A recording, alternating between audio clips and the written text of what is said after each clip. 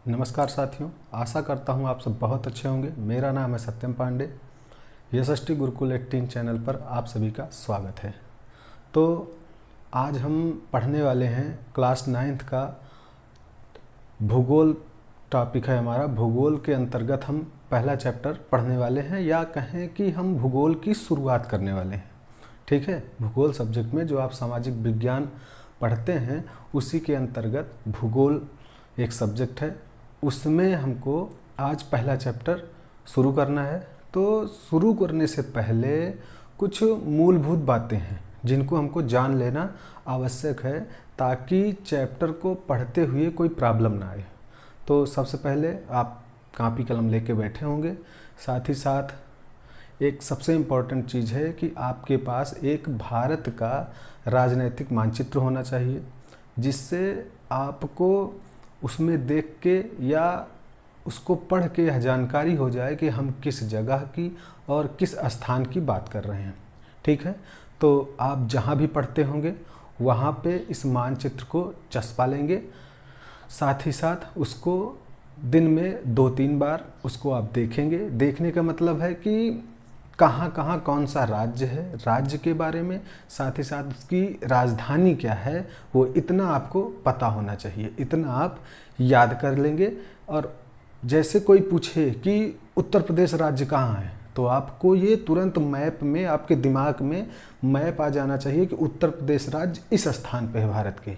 ठीक है, तो इसी चीज़ को हमको पढ़ना है। आज इंट्रोडक्शन की क्लास होगी, जिसमें हम भारत के कौन से राज्य कहाँ पर स्थित हैं, साथ ही साथ उनके केंद्र शासित प्रदेश कहाँ हैं, उस पर चर्चा करेंगे। ठीक है, तो शुरू करते हैं हम भारत का मतलब पहले हमको समझना है कि भारत दिखता कैसा है। भारत दिखता कैसा है, दिखने का मतलब हुआ कि भारत मानचित्र में कैसा दिखता है। ठीक, तो मानचित्र हम इसका एक ड्रा करते हैं। तो सिंपल सा एक मानचित्र है।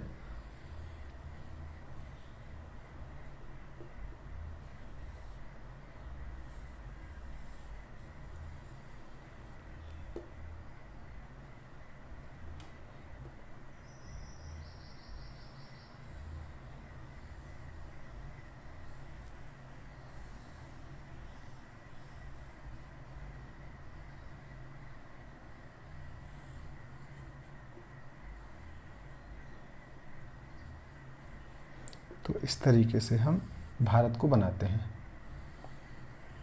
ठीक, यहाँ पे श्रीलंका छोटा सा ऐसे, साथ ही साथ यहाँ पे मालदीव, यहाँ पे भारत का ये छोटे छोटे राज्य पांडुचेरी हैं, केंद्र शासित प्रदेश में आते हैं। और यहाँ पे ऐसे, ठीक, ये हमारा है अंडमान और निकोबार द्वीप समूह। साथ ही साथ यहाँ कुछ स्थान हैं, तो इनके बारे में हमको जानना है, कहाँ कौन से राज्य, कौन से केंद्र शासित प्रदेश हैं। तो ये है आपका मानचित्र। तो मानचित्र में समझना है हमको कि सबसे पहले भारत में कितने राज्य और कितने केंद्र शासित प्रदेश हैं। तो हमको ये तो पता होना चाहिए कि भारत में राज्यों की संख्या 28 तथा 8 केंद्र शासित प्रदेश हैं। अब देखिए, 8 केंद्र शासित प्रदेश और राज्य कौन कौन से हैं, तो हमको ये देखना है। देखने का मतलब हम शुरुआत करते हैं सबसे पहले राज्यों से कि 28 राज्य कौन कौन से हैं और कहाँ कहाँ मानचित्र में वो कहाँ कहाँ हमको दिखते हैं।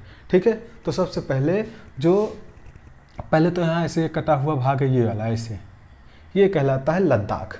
ठीक, ये क्या है, ये है लद्दाख आपका, जो राज्य तो नहीं है, ये एक केंद्र शासित प्रदेश बना दिया गया है।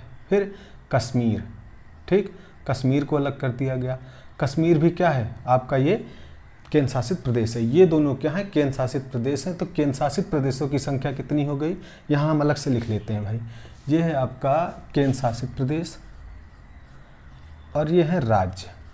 तो केंद्र शासित प्रदेश में लद्दाख और कश्मीर, ये क्या हो गए, कश्मीर का मतलब जम्मू कश्मीर, ये दो तो केंद्र शासित प्रदेश हो गए आपके। ठीक, उसके बाद हम आगे बढ़ते हैं। यहाँ पे आता है राज्य आपका ऐसे एक, यहाँ पे है, ये यहाँ पर है पंजाब, यहाँ पर पंजाब राज्य है। इस तरफ इसके क्या है, ये है आपका हिमाचल प्रदेश। ठीक, यहाँ क्या है, हिमाचल प्रदेश। ये थोड़ा कटा छटा हो सकता है, ऐसे एग्जैक्ट नहीं है, मैं बता रहा हूँ कि कहाँ पर कौन से राज्य हैं, ठीक है। तो आपको भी पता होना चाहिए कि कौन से राज्य किस स्थान पर स्थित हैं। यहाँ हिमाचल प्रदेश हो गया। पंजाब के साथ साथ ऐसे सटा हुआ है जो आपका ये है हरियाणा, ठीक, हरियाणा। हरियाणा उसके बाद यहाँ आ जाता है आपका, हिमाचल प्रदेश के बाद ऐसे लगा हुआ ये है आपका उत्तराखंड, ठीक, उत्तराखंड।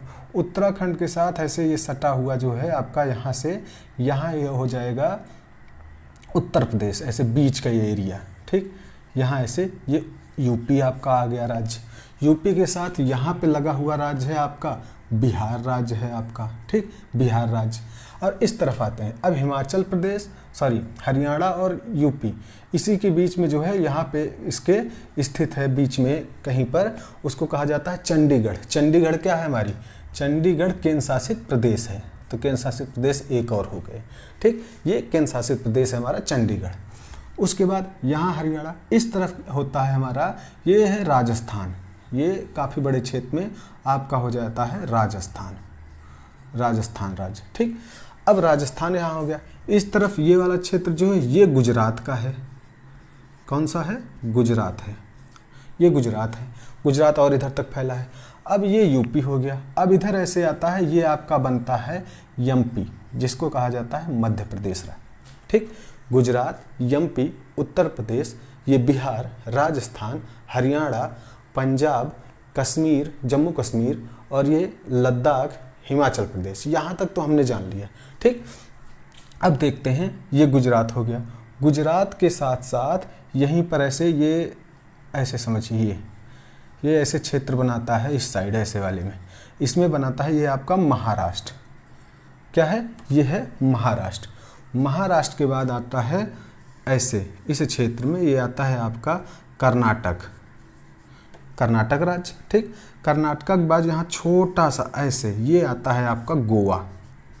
क्या है, गोवा, ठीक। यहाँ कर्नाटक, यहाँ गोवा।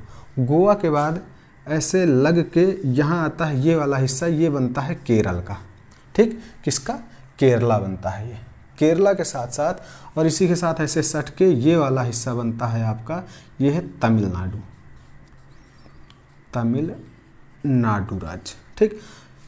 कर्नाटक, गोवा, केरल, तमिलनाडु। उसके बाद तमिलनाडु से ऐसे सटा हुआ है ये आ जाता है तेलंगाना, ठीक। क्या आता है, तेलंगाना, जो आंध्र प्रदेश से अलग हुआ है उसी तेलंगाना की बात हो रही है। फिर ऐसे यहाँ से ये आ जाता है आंध्र प्रदेश आपका, ठीक, ये आंध्र प्रदेश राज्य हो गया। उसके बाद यहाँ पे आता है उड़ीसा, ठीक, ऐसे यहाँ पे उड़ीसा, ठीक। इस बीच में जो ये क्षेत्र है यहाँ आता है छत्तीसगढ़, यहाँ आता है छत्तीसगढ़। छत्तीसगढ़ के यहाँ बिहार है, बिहार से अलग हुआ था ये राज्य जिसका नाम था झारखंड, जहाँ से आपके क्रिकेट जो देखते होंगे वो फैन होंगे महेंद्र सिंह धोनी के, तो ये झारखंड वहीं से धोनी बिलोंग करते हैं, ठीक। तो बिहार से अलग हुआ था झारखंड। उसके बाद उड़ीसा हो गया। और ये ऐसे वाले जो क्षेत्र हैं ऐसे यहाँ से लेके यहाँ तक, ठीक, यहाँ तक कहने का मतलब यहाँ तक ऐसे ऐसे जो ये क्षेत्र बनता है बीच का, ये वाला क्षेत्र, ये पूरा, सॉरी इतना, तो ये आपका है पश्चिम बंगाल, पश्चिम बंगाल, ममता बनर्जी वाला राज्य, ठीक, जहाँ की वो मुख्यमंत्री हैं। ये राज्य आपका आता है सिक्किम। ये राज्य कौन सा है, ये है सिक्किम। अब सिक्किम के बाद आपको देखना है, यहाँ तक तो हमने क्लियर किया। अब आगे बढ़ते हैं, ये जो है ये है पूर्वोत्तर भारत, इसको पूर्वोत्तर भारत कहा जाता है। यहाँ पे आता है आपका, यहाँ से ऐसे ये बीच का इतना हिस्सा, ध्यान देंगे, ठीक, इतना हिस्सा। ये जो छोटा सा हिस्सा आता है इस हिस्से को कहा जाता है मेघालय, ठीक। क्या कहा जाता है, मेघालय। ये हिस्सा मेघालय है, ये लिख दे रहे हैं मेघालय, ठीक। मेघालय के बाद ऐसे यहीं से ऐसे लगा हुआ है, ऐसे घूम के यहाँ तक ऐसे बीच में, ठीक। तो ये असम आता है, असम। यहाँ ये छोटा हिस्सा जो है दूसरे मार्कर से हम लिख दे रहे हैं, अगर वहाँ ना दिख रहा हो तो और साफ साफ दिखेगा, ठीक। तो ये वाला हिस्सा जो है ये है त्रिपुरा, त्रिपुरा। और यहाँ से ये हिस्सा ये आपका है मिजोरम, ये मिजोरम राज्य आता है। मिजोरम के बाद इसके ऊपरी हिस्से पे यहाँ पे आ जाता है ये वाला बीच वाला हिस्सा, ये कहलाता है मणिपुर। ठीक, ये हो गया मणिपुर, मिजोरम, मणिपुर, मेघालय, असम। अब यहाँ आता है आपका ये यहाँ का हिस्सा, ये वाला हिस्सा, ये जो मैं कर रहा हूँ, ये आता है आपका नागालैंड, नागालैंड। उसके ऊपर जो यहाँ से यहाँ ये वाला हिस्सा बन रहा है पूरा, ये हिस्सा आता है आपका अरुणाचल प्रदेश, अरुणाचल प्रदेश। ठीक, ये तो हमारे हो गए राज्य। अगर हम राज्य जोड़े, केंद्र शासित प्रदेशों को जोड़े, देखिए अभी तो हमने राज्यों पे लगभग चर्चा की। जो मुख्य भारत था हमारा, मुख्य भारत के अंदर जितने केंद्र शासित प्रदेश थे उस पे हमने चर्चा की। अब हमको चर्चा करना है, देखना है कि केंद्र शासित प्रदेश तो और भी है हमारे पास, ऐसा तो है नहीं कि यहीं खत्म हो गया। ठीक, तो केंद्र शासित प्रदेश हमारे और भी हैं, उनको देखना है। उनको देखना है तो बीच ये तो लद्दाख हो गया, ये जम्मू कश्मीर हो गया, बीच में यहाँ चंडीगढ़ हो गया, ये 3 हो गए थे। अब देखिए यहाँ जो है एक यहाँ हिस्सा, ये वाला हिस्सा महाराष्ट्र के कोने पे 3 द्वीप हैं। 3 द्वीप का मतलब हुआ, इनको कहा जाता है दादर नगर हवेली, दादर नगर हवेली, दमन और दीव, दमन और दीव। ठीक, ये एक केंद्र शासित प्रदेश बना। पहले ये दोनों क्या थे, अलग अलग थे। पहले दोनों जो दादर नगर हवेली, दमन और दीव, ये दोनों 2 अलग अलग केंद्र शासित प्रदेश थे, लेकिन इनको समय के साथ में इनको एक कर दिया गया। ठीक, यहाँ पे आता है ये छोटे छोटे जो दिख रहे हैं, ये आपका है लक्षद्वीप। क्या है, लक्षद्वीप। ठीक, लक्षद्वीप यहाँ पर भी है, कुछ हिस्से लक्षद्वीप के यहाँ पर भी हैं, कावारत्ती, यनम, कराईकल, 3 हिस्से यहाँ पे हैं इसके। ठीक, तो ये जानते रहना है हमको, 3 हिस्से यहाँ पे हैं, एक हिस्सा यहाँ पे है। और ये तो आपका ये मालदीव है ही, इसको कहा जाता है मालदीव, जो अलग देश है, मालदीव, द्वीप या दीव, मालदीव कहा जाता है। ठीक, ये श्रीलंका हो गया। उसके साथ यहाँ पे है अंडमान एवं निकोबार द्वीप समूह। ये 3 जो हिस्सा है, ये कहा जाता है 4 हिस्से होते हैं। ठीक, इसको कहा जाता है अंडमान, और ये जो 2 हिस्से हैं इसको कहा जाता है निकोबार, अंडमान निकोबार। ठीक, और अभी देखो, अभी तो हमको एक केंद्र शासित, देखिए 2 केंद्र शासित प्रदेश यहाँ हुए, एक यहाँ लक्षद्वीप हमारा हो गया। ठीक, ये क्या हो गया, लक्षद्वीप, मतलब 3 केंद्र शासित प्रदेश, एक ये केंद्र शासित प्रदेश बना, चौथा ये हो गया, 5वां, 6ठा, एक यहाँ चंडीगढ़, तो 7 तो हो गए। लेकिन हमने बात की तो हमारा केंद्र शासित प्रदेशों की संख्या 8 थी, तो 8 कौन सा था, 8 हमारी जो राजधानी है नई दिल्ली, वो क्षेत्र आता है, ये दिल्ली। ठीक है, यहाँ जो ऐसे लगता है ये वाला क्षेत्र बीच में, यूपी से लगा हुआ, तो ये कहलाता है, ये है नई दिल्ली आपकी। ठीक, जो हमारे देश की राजधानी है। तो इस प्रकार 8 केंद्र शासित प्रदेश, 28 राज्य हैं। ठीक, तो इतना आपको समझ में आ गया हो गया। आप इसको फिर कह रहा हूँ, आप मानचित्र लाएंगे, मानचित्र से इसको समझेंगे कि कहाँ पर कौन से राज्य हैं। आप देखेंगे, दिन में 1-2 बार देखते रहेंगे उसको, तो आसानी से आपको याद हो जाएगा। ठीक है, साथ ही साथ अब देखिए, अब कुछ और चीज़ें इसी में समझ लेते हैं। पहले इसको रफ कर लेते हैं, फिर समझेंगे, इसमें कुछ ज़्यादा हो जा रहा है। ठीक है,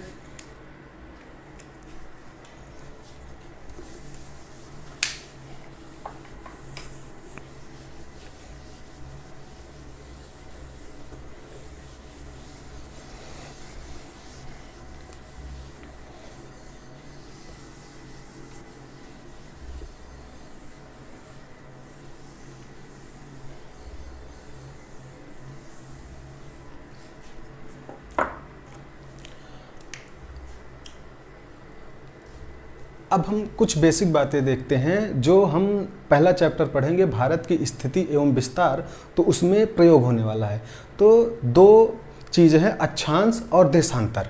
ठीक, तो हमको ये समझ लेना ज़रूरी है यहीं पर, ताकि जब हम चीज़ों को आगे बढ़े पढ़ते हुए तो वहाँ कन्फ्यूजन ना हो। तो हम पहले समझेंगे अक्षांश क्या है, क्योंकि वहाँ प्रयोग होगा भारत का अक्षांशीय विस्तार एवं देशांतरी विस्तार। तो अक्षांश, अक्षांश कहने का मतलब हुआ हमारी जो पृथ्वी है, पृथ्वी गोल है, ठीक, ये हम मानते हैं ये हमारी पृथ्वी है,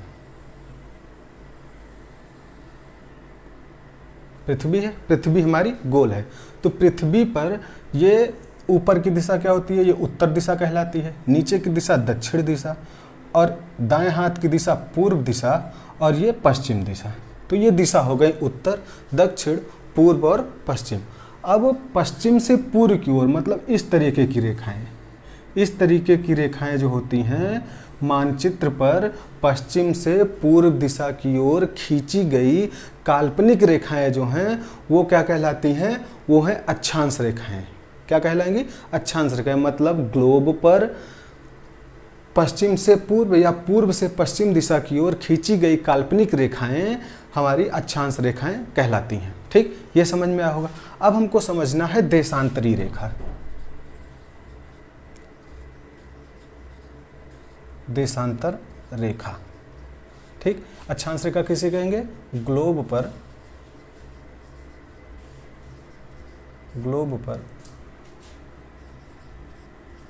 पूर्व से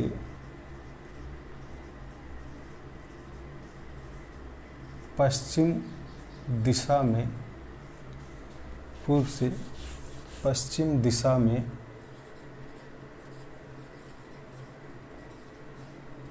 खींची गई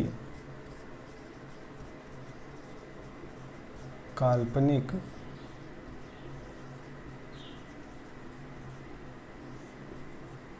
रेखाओं को अक्षांश रेखा कहते हैं। ग्लोब पर पूर्व से पश्चिम दिशा में खींची गई काल्पनिक रेखा को अक्षांश रेखा कहते हैं। अब हम इनको काल्पनिक रेखा क्यों कह रहे हैं, ये समझना है हमको। काल्पनिक रेखा इसलिए कह रहे हैं क्योंकि जो पृथ्वी है, पृथ्वी हमारे ब्रह्मांड में ये जो हमारा सौरमंडल है, सौरमंडल में ऐसे तैर रही है वो, ठीक है, गति कर रही है। उस पर तो कोई रेखा तो खींची नहीं गई है, कोई रेखा वहाँ नहीं बनी है। लेकिन हम अपनी सहूलियत के लिए, अपने सुविधा के लिए उस पर क्या करते हैं, हम मान लेते हैं काल्पनिक रेखा, कल्पना कर लेते हैं कि पृथ्वी पर ऐसे रेखाएं खींची गई हैं, इसलिए हम इसको कहते हैं काल्पनिक रेखा। वास्तविक तौर पर पृथ्वी पर कोई रेखा नहीं है। तो ये समझना है हमको, ठीक है। तो इसलिए कहा गया कि ये काल्पनिक रेखा है। अब देखो हमको समझना है कि देशांतरी रेखा कौन कौन सी हैं, ठीक है। देशांतरी रेखा हम किसे कहेंगे, तो अगला हमको समझना है देशांतर रेखा।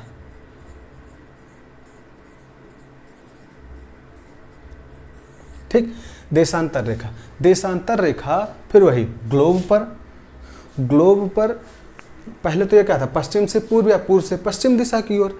लेकिन अब हमको देखना है देशांतर, तो देशांतर रेखा जो होती है वो उत्तर से दक्षिण दिशा की ओर खींची जाती है। तो ग्लोब पर उत्तर से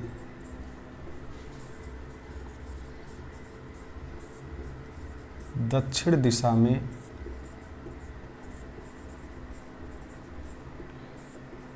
खींची गई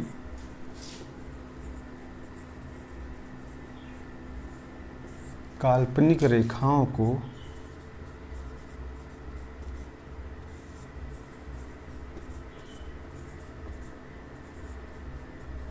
देशांतर रेखा कहते हैं।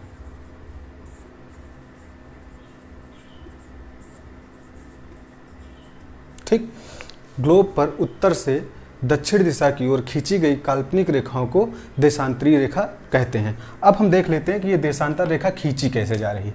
पहले तो ये देखेंगे, ये हमारा यहाँ पर और यहाँ पर, ये पृथ्वी के जो उत्तरी और दक्षिणी जो ये हिस्से हैं इसको कहा जाता है ध्रुव। क्या कहा जाता है, ध्रुव या पोल। अब ये जो रेखाएं हैं, देशांतरी रेखाएं हैं, ये प्रत्येक रेखा जो है ये ध्रुवों से होकर जाती है। मतलब ऐसे आएंगी रेखाएं, ऐसे,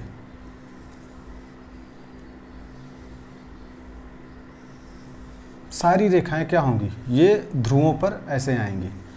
अब प्रत्येक जो देशांतर रेखा होती है पृथ्वी को 2 बराबर भागों में काटती है। ये देखिए ऐसे सारी रेखाएं, जितनी भी देशांतर रेखा होंगी उत्तर से दक्षिण दिशा की ओर खींची जाएंगी, वो सभी रेखाएं क्या करेंगी, ध्रुवों पर एक दूसरे को ऐसे ऐसे काटती हैं। जैसे आप समझेंगे कि संतरा देखें ना, संतरा जब आप छील लेंगे संतरे को तो वैसे ही ऐसे देखेंगे उस पर अलग अलग ऐसे बना हुआ होता है, अलग अलग छिलकी उसकी निकलती है ना, तो वही क्या है, वही छिलकियाँ समझ लीजिए पृथ्वी है संतरा, और संतरे को जब हम छील के देखेंगे तो वो जो रेखाएं ऐसे ऐसे दिखती हैं अलग अलग पार्ट, वो देशांतर रेखाएं हैं। अगर उसको हम देखेंगे तो सभी बीच से ऐसे फाड़ दीजिए तो 2 भागों में बढ़ जाएगा, किसी दूसरे स्थान से काट दीजिए तो भी वो 2 बराबर भागों में बढ़ जाएगा।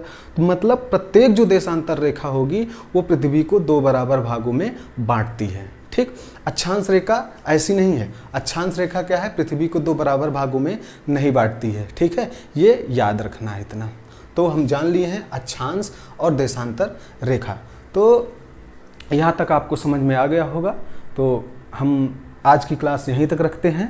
हम नेक्स्ट क्लास में अब जो हमारा पहला चैप्टर है भारत का स्थिति और विस्तार, ठीक है, इसको हम शुरू करेंगे, अच्छे से पढ़ेंगे। ठीक है, तो अब अगर वीडियो आपको अच्छी लगी हो तो वीडियो को लाइक करेंगे, चैनल को सब्सक्राइब करेंगे, साथ ही साथ दोस्तों के साथ शेयर करेंगे। ठीक है, तब तक के लिए धन्यवाद।